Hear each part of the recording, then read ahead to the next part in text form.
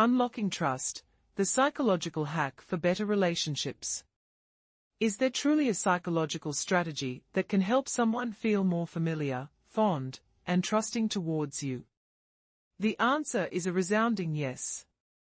This sophisticated method can be effective with anyone.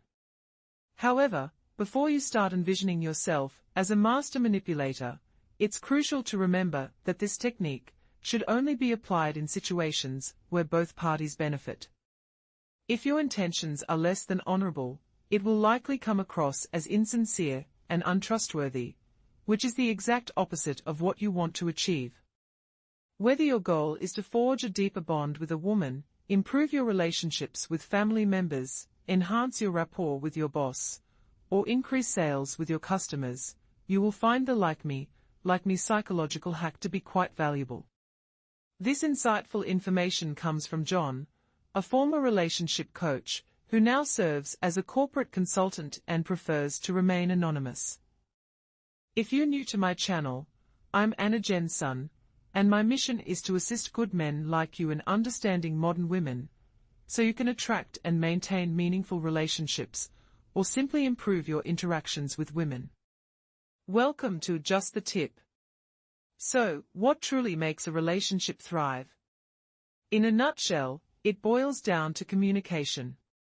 The first principle of effective communication is to listen with the intent to learn. If you're eager to jump straight to the hack, feel free to skip ahead to the timestamp provided, but I encourage you to stick around for some essential insights.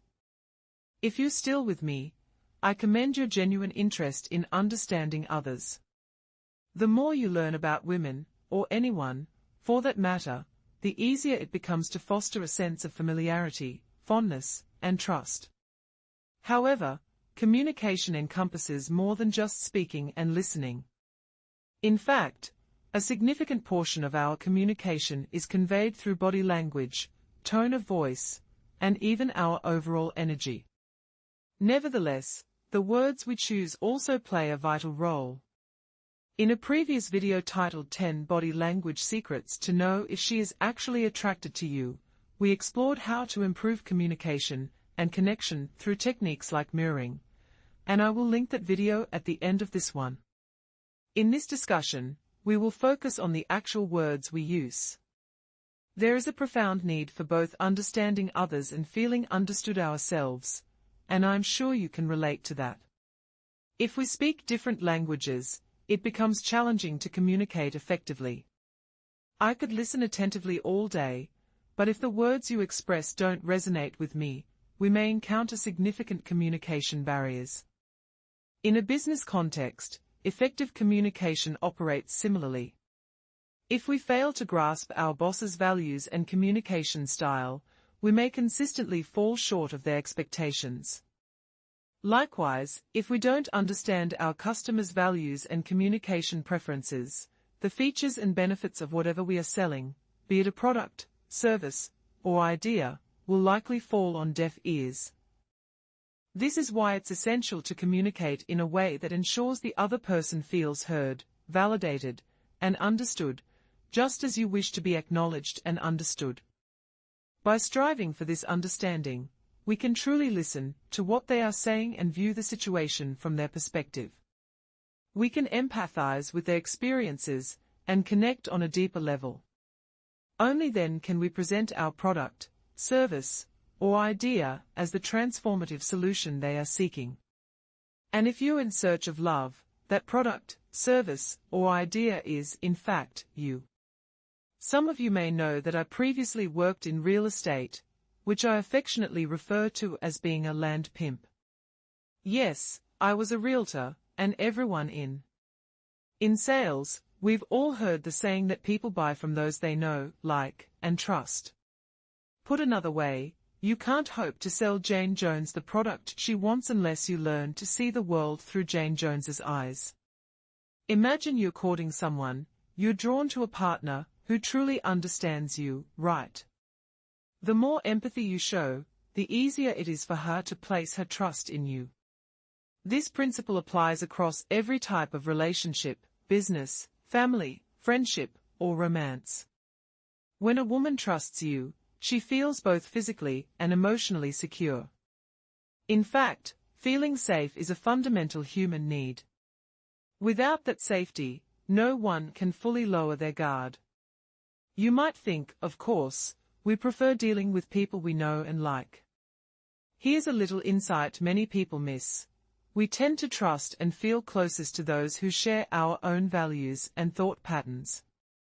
In romantic relationships, for example, you build a stronger bond when you understand your partner's core principles and even the small ways she experiences love, her sensory love language. This makes sense if you consider that familiarity often equals comfort. If someone thinks like we do, we assume they'll make the same choices we would, and they'll support our decisions.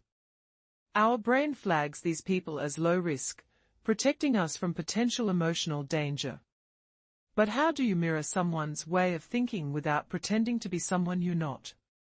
The answer lies in a simple technique called map matching, through your communication.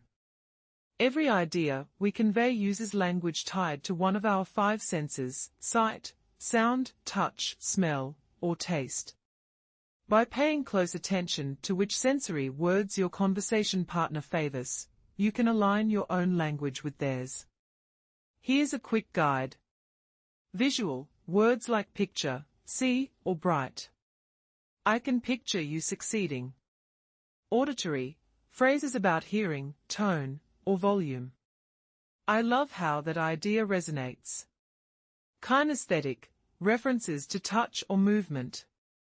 I feel confident about this plan. Olfactory, mentions of smell or air. That proposal smells like a winner.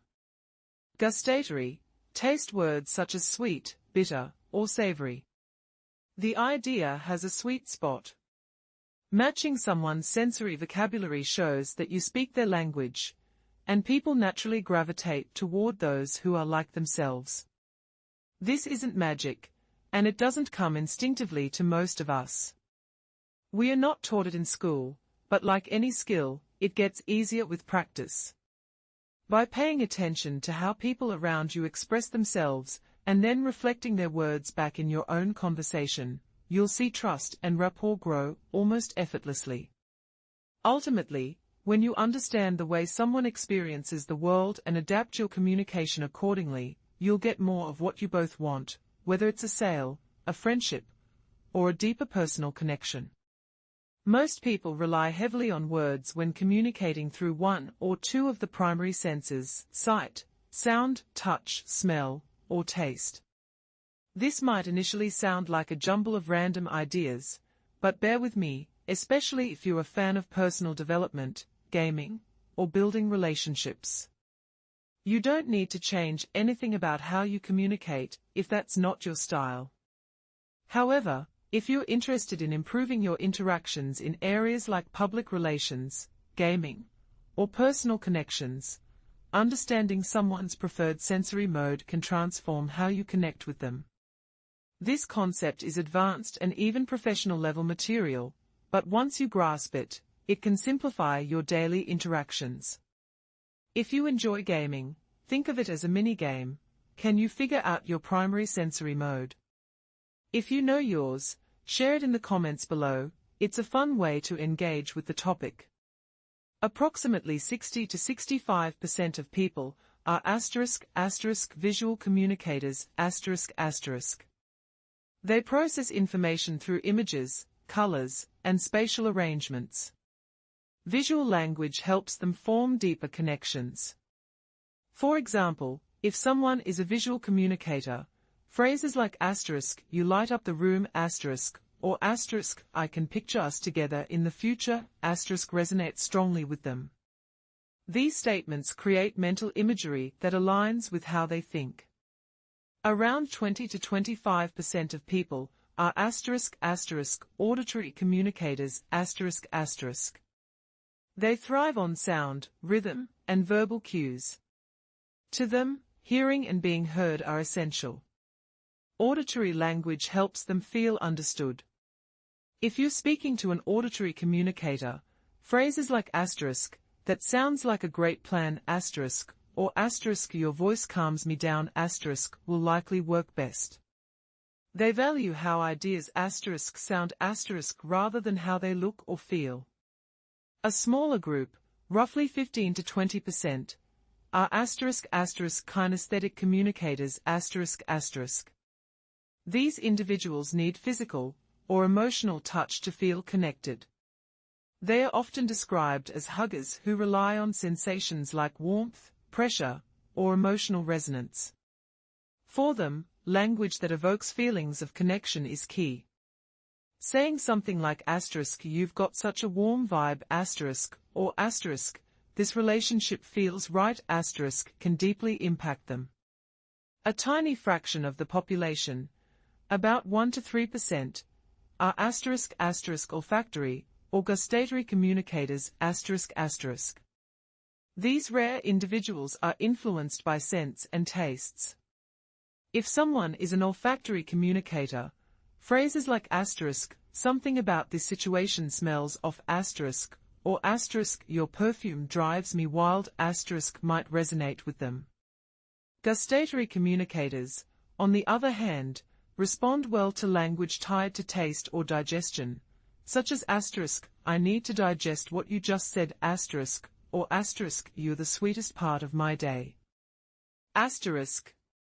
There are also a handful of individuals whose primary mode of communication is asterisk asterisk energy, or intuition asterisk asterisk. They respond to vibes, emotions, and nonverbal signals.